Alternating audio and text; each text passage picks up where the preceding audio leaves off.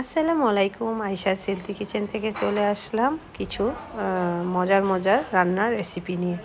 আজকে শুধু একটা রেসিপি শেয়ার করছি না, অনেকগুলো রেসিপি আপনাদের সাথে শেয়ার করব। এই যে টেবিল ভর্তি খাবার দেখা যাচ্ছে, সবগুলো খাবারের রেসিপি আজকে শেয়ার করব আপনাদের সাথে। আর এই খাবার বোনের বাসায় বেড়াতে এসেছি, বোন রান্না করলো অনেক মজার খাবার, তো সবগুলা ভাবলাম আপনাদের সাথে একটু শেয়ার করি। এখানে গরুর মাংস রান্না করা হচ্ছে। গরুর মাংসগুলো পরিষ্কার করে ধুয়ে তারপর এখানে তেজপাতা, দারচিনি, এলাচি, লং, গোলমরিচ সবগুলা মশলাই এখানে দিয়ে দিল। এরপর এখানে বেশি করে দিতে হবে, যেহেতু এখানে 5 কেজি পরিমাণ মাংস রান্না হচ্ছে, এজন্য পেঁয়াজটা কিন্তু একটু ভালোই দিতে হবে, অনেক বেশি পেঁয়াজ দিতে হবে, তাহলে মাংসটা খুব মজা হবে। তবে 4-5 কেজি মাংস রান্না করলে সাধারণত আমরা মাখিয়ে বসিয়ে দিই, এতে খুব সময়টা যেমন সাশ্রয় হয় এবং রান্নাটাও খুব টেস্ট হয়, আর কোনো ঝামেলা থাকে না। কারণ মেহমান দাওয়াত করলে দেখা যায় অনেক রান্নার আইটেম থাকে, তখন মাখিয়ে বসিয়ে দিলে সময়টা একটু কম লাগে। তো যাই হোক, এখানে হলুদ পরিমাণ মতো হলুদ দিয়ে দেওয়া হলো, আর মরিচের গুঁড়া মরিচও দিয়ে দেওয়া হলো 4 চামচ মনে হয়। যাই হোক, তো মরিচটা কিন্তু ঝাল যেভাবে পছন্দ করেন সেভাবে দিয়ে নেবেন। এখানে ধনিয়ার গুঁড়ো দিয়ে দিল, আর জিরার ফাঁকিটা দিতে পারছে না, জিরাটা টেলে, কাঁচা জিরাটাকে টেলে তারপরে ফাঁকি করে দিবে, তাই ওটা এখন দিলাম না, পরে দিয়ে দিবে। তো এরপর এখানে ধনিয়ার গুঁড়োটা দিয়ে হলো। যাই হোক, এখন এখানে দিয়ে দিচ্ছে এলাচ, অনেকগুলা এলাচের মুখগুলো খুলে দিলে বেশি ভালো হয়, মুখ খুলে দিলে মাংসর টেস্টটা খুব ভালো আসে।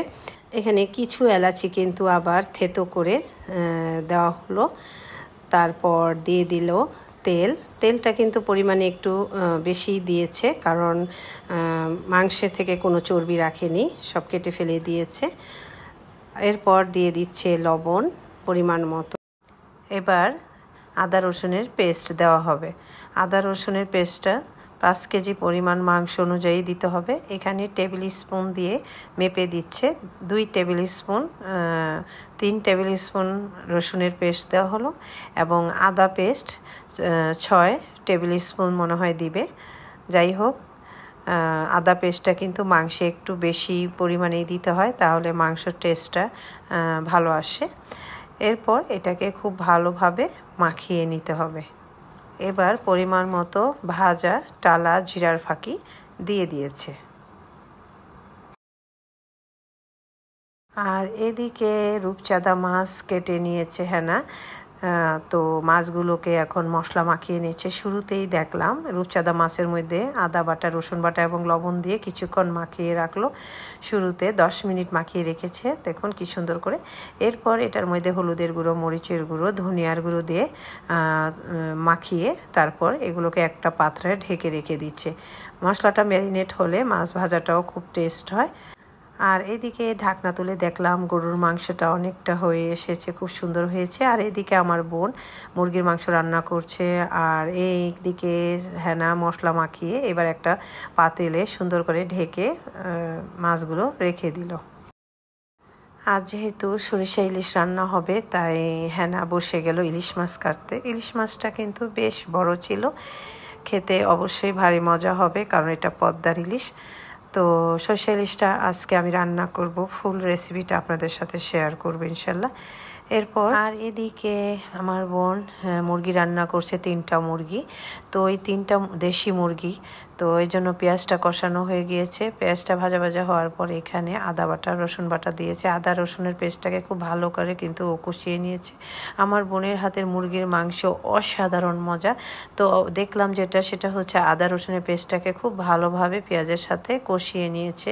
একটু ভাজা ঘ্রাণ আসার পর এখানে হলুদের গুঁড়া, মরিচের গুঁড়া সবই দিয়ে দিয়েছে। তো মশলাটা কষানোর পর ও মনে হয় মুরগি দিবে। এদিকে আমি আবার ক্যামেরাটা ঘুরিয়ে দেখছি হেনা কীভাবে মাছটা কাটাকুটি করছে। তো ইলিশ মাছটা কাটাকাটি প্রায় শেষ। তো দেখুন এর মধ্যে একটা বড় ডিম হয়েছে। ডিমটা আমার হাজবেন্ডের খুব প্রিয়, তো তো ডিমটাকে খুব সুন্দর করে কিভাবে বের করে নিল। আর আজকের সরিষা ইলিশ আমি এখানে ডিমও দিয়ে দিব। আর এদিকে আবার রান্নায় আসলাম, আমার বোন মুরগিটা দিয়ে দিচ্ছে দেখুন। আর গরুর মাংসের মধ্যে কিছু কাঁচামরিচ দিয়ে দিল শেষ মুহূর্তে। মাংসটা নরম হয়ে গিয়েছে, প্রায় শেষের দিকে 3 ভাগ হয়ে গিয়েছে, তারপর ও কাঁচামরিচ দিয়ে দিয়েছে। আর এদিকে হেনা আবার সরিষা বাটাবাটি করছে, কারণ আমি সরিষা ইলিশ রান্না করব। অবশ্যই সরিষা যখন বাটবেন তখন কাঁচামরিচ সাথে করে বেটে নেবেন। আর এদিকে মোরগটাও অনেকটা হয়ে এসেছে 3 ভাগ। এরপর আমার বোন এখানে কাঁচামরিচ দিয়ে দিল কিছু।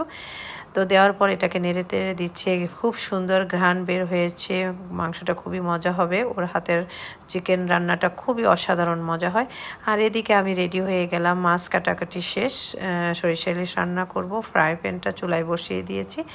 প্যানটা গরম হওয়ার পর সরিষা ইলিশ অবশ্যই সরিষার তেল দিয়েই রান্না করতে হয়, তাই তেলও দিয়ে দিলাম। তেলটা দেওয়ার পর কিছু কাটা পেঁয়াজ দিয়ে দিলাম। পেঁয়াজটা একটু বাদামি বাদামি হওয়ার পর আমি এখানে ব্লেন্ডার করে রাখা বাকি পেঁয়াজগুলো দিয়ে দিলাম।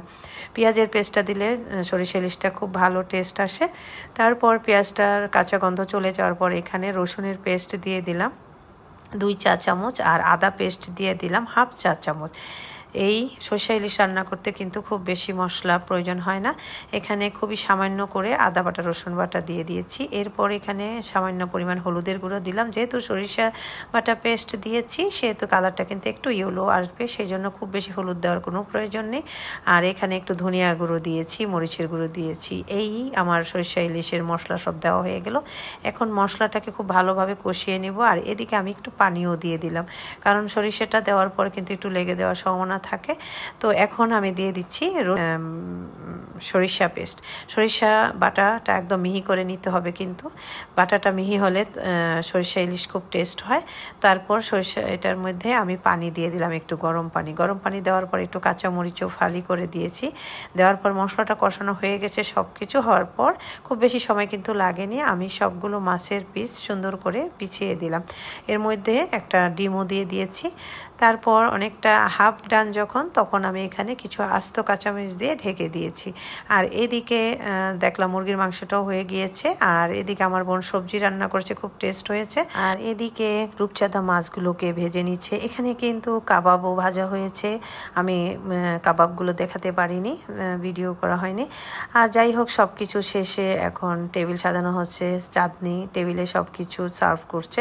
এখানে কাবাবগুলো দিয়েছে, তারপর রূপচাঁদা মাছ দিয়ে দিল। এখানে মুরগির মাংসটা অসাধারণ হয়েছে, মুরগির মাংসটাও দিয়ে দিল। দেখেই কতটা লোভ লাগছে দেখুন। এরপর এখানে দিয়ে দিচ্ছে সরিষা ইলিশ।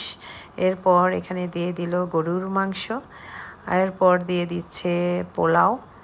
তারপর এদিকে আমার বোন আবার পেঁয়াজ বেরেস্তা করে রেখেছিল, সবগুলো খাবারের উপর বেরেস্তা দিয়ে দিল, পেঁয়াজের বেরেস্তা। এটা খুব ভালো একটা ফ্লেভার আসে। এদিকে দিয়ে দিল সালাদ। এরপর এখানে টেবিলটাকে খুব সুন্দর করে সাজানো হয়েছে। এখানে কিন্তু শাকও রাখা হয়েছিল, কারণ ভাতের আইটেমও রাখা হয়েছে, প্লেন রাইসও রাখা হয়েছে। তাই এখানে ভর্তা, আলু ভর্তা, সরিষা ভর্তা, শাক এগুলোও রাখা হয়েছে। আর এদিকে আবার ডালও রাখা হয়েছে, কারণ ভাতের সাথে তো অবশ্যই ডাল লাগবে।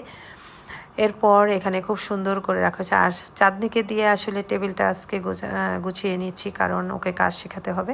ছোট মানুষ, ও সবসময় চায় কিছু না কিছু করতে, তো ভাবলাম ওকে দিয়ে আজকে টেবিলটা সাজিয়ে নিই, ওরও একটু শেখা হবে। আর এদিকে পেঁয়াজ এবং লেবু কেটে দেওয়া হলো। আর এদিকে সবজিটা দেওয়া হয়েছে। তো দেখুন টেবিলের খাবারগুলো দেখে সত্যি লোভনীয় লাগছে, জিভ দিয়ে পড়ছে। এখনই খেতে বসে যাব, আমরা সবাই মিলে খাবো, মজা করব। তো খাওয়াটা খুব সুন্দর করে খেয়েছি, আমরা খুবই এনজয় করেছি। প্রত্যেকটা খাবার অসাধারণ মজা হয়েছিল। আপনাদের দেখে নিশ্চয়ই লোভ লাগছে। অবশ্যই আমার সরিষা ইলিশটা কিন্তু ট্রাই করবেন, যেভাবে রান্না করলাম সেভাবে রান্না করবেন, দেখবেন একদম তেতো হবে না। তেতো ছাড়াই এত সুন্দর একটা ইলিশ, সরিষা ইলিশ আপনারা খেয়ে নিতে পারেন। খাওয়া দাওয়া শেষে আমরা এবার ডেজার্ট আইটেমে চলে গেলাম। আজকে ডেজার্ট আইটেম কোনোটাই হাতে বানানো হয়নি, সবগুলোই প্রিমিয়াম সুইটস থেকে আনা হয়েছে। অসাধারণ মজা হয়েছে, সবগুলো আইটেমই আমরা খেয়েছি একটু একটু করে। তো যাক, ভালো লাগলো আজকের আয়োজনটা। আর দাওয়াতটা তো খুব ভালো ছিল, অসাধারণ। তো কেমন লাগলো ভিডিওটা? আশা করি ভালো লেগেছে। ভালো থাকবেন, অনেক অনেক দোয়া ভালোবাসা। নতুন নতুন এরকম ভিডিও নিয়ে আবারও চলে আসবো ইনশাল্লাহ। ভালো থাকবেন, আল্লাহ হাফেজ।